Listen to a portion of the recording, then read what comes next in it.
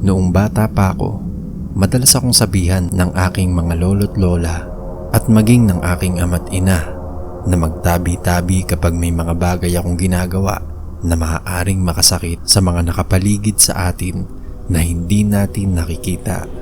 Ang aking ibabahagi ay isang karanasan ng aking kaibigan na kanyang ikinuwento sa akin upang maibahagi sa inyo.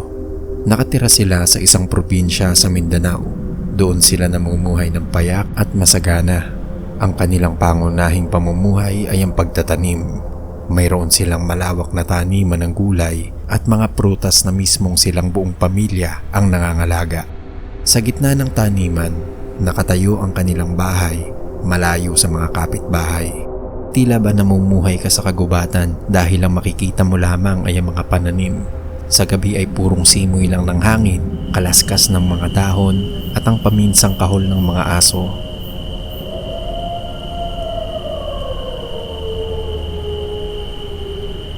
Masasabi nating payapa ang kanilang pamumuhay sa lugar na yon hanggang sa mangyari ang hindi nila inaasahan.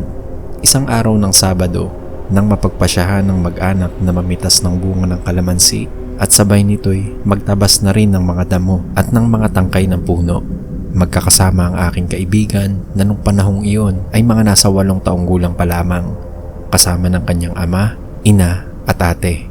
Masaya silang umaani ng bunga ng kalamansi habang ang kanyang ama at ate ay nagtatabas ng damo at tangkay. Maghahapon na rin nang sila'y makauwi galing sa pag-aani. Normal naman ang lahat hanggang sa kinagabihay. Tila nag-iiba ang kilos ng kanyang ate. Tulala at para bang malalim ang iniisip. Sa kanilang pag-alala ay agad siyang nilapitan ng sinuro. Nalaman na lang nilang inaapoy na ito ng lagnat at nanghihina ang kanyang buong katawan. Gabi na at malayo ang mga doktor, kaya't pinagpasyahan nilang ipagpabukas na lamang ang paghahanap ng tulong. Iba ang naging takbo ng gabing iyon. Madalas ang alulong ng mga aso, sabay sa pag-ihip ng malakas na hangin. Mga hangin malamig na nanunuot sa buto. Halos lahat daw sila ay nakakaramdam ng kakaiba at kinikilabutan. Ang kanilang mapayapang gabi ay biglang nagbago. Kinabukasan, agad na nagtungo ang kanyang magulang kasama ang kanyang ate sa doktor upang mapasuri ang kanyang kondisyon. Niresetahan lang para sa trangkaso ang kanyang ate sapagkat wala naman daw nakikitang kakaiba ang doktor maliban sa mataas nitong lagnat. Umuwi sila at sinunod ang payo ng doktor kasama ang mga gamot na kanyang nireseta. Makalipas ang ilang linggo ay wala pa ring pagbabago ang kanyang ate. Malayo din sa ospital ang kanilang bahay kaya't napagdesisyonan nilang subukang magpa-albularyo. Nagtungo sila sa albularyo kasama ang kanyang ate. Agad nilang napukaw ang pansin ng albularyo habang sila'y paparating pa lamang.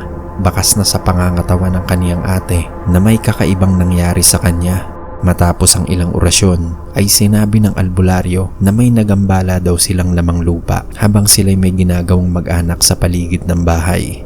Tila daw parang may nasaktan ito at ito'y bumabawi sa kanila. Nagulat ang kanyang mga magulang sa kanilang nalaman.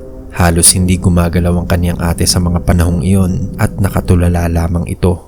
Inutusan ng albularyo ang kanyang mga magulang na gumawa ng isang ritual ng pag-aalay upang humingi ng tawad o paumanhin sa pagkakasalang hindi nila sadyang nagawa. Inutusan silang magluto ng ulam at ito'y kanilang iaalay sa paligid ng kanilang bahay pagdating ng takip silim. Agad naman silang umuwi at ginawa ito. Takip silim na at handa na ang pagkaing niluto ng kanilang nanay. Inilatag nila ito sa isang malaking lalagyan at inilagay sa paligid ng bahay. Nagtirik din sila ng mga kandila sa paligid. Ayon din sa utos ng albularyo ay sumigaw ang kanyang ama habang palubog na ang araw na kung saan ang dilim at liwanag ay nag-aagaw. Habang isinisigaw nito ang mga sumusunod na kataga ay dahan-dahang umiihip ang hangin sa kanyang paligid. Habang ito'y palakas ng palakas. Halina kayo, pinaghanda namin kayo ng inyong makakain. Halina kayo, ito'y inyong tanggapin. Humihingi kami ng tawad na kung anumang nagawa namin sa inyo na nakagambala o nakasakit sa inyo. Patawarin ninyo kami. Maawa kayo sa aking anak. Humihingi kami ng tawad. Sigaw ng kanyang ama. Sa mga oras na iyo'y umiihip ang napakalakas na hangin. Nagsipa tayo ng mga kandila at ang kanilang mga aso'y nagsitakbuhan na tila ba'y takot na takot. Pumasok na din sila sa kanilang bahay. Sa buong gabi, umiihip ang malakas na hangin. Malakas ang pagpalagaspas ng mga dahon ng puno sa buong magdamag. Walang nakatulog sa buong gabing iyon maliban sa kanyang ate. Tila daw ba may nagkakagulo sa labas ng mga oras na iyon. Kinabukasan, pagsabay ng pagsikat ng araw, laking gulat nila na magsalita ang kanyang ate. Anong nangyari? Sabi nito. Bumaba na rin ang kanyang lagnat at unti-unting nakabawi ng lakas. Tila ba gumana ang kanilang orasyong ginawa. Laking pasasalamat nila at naging maayos na rin ang lahat. Magmula nooy, nakagawian na nilang magtabi-tabi sa kanilang paligid kapag may mga delikadong bagay silang ginagawa upang hindi na maulit muli ang mga nangyari.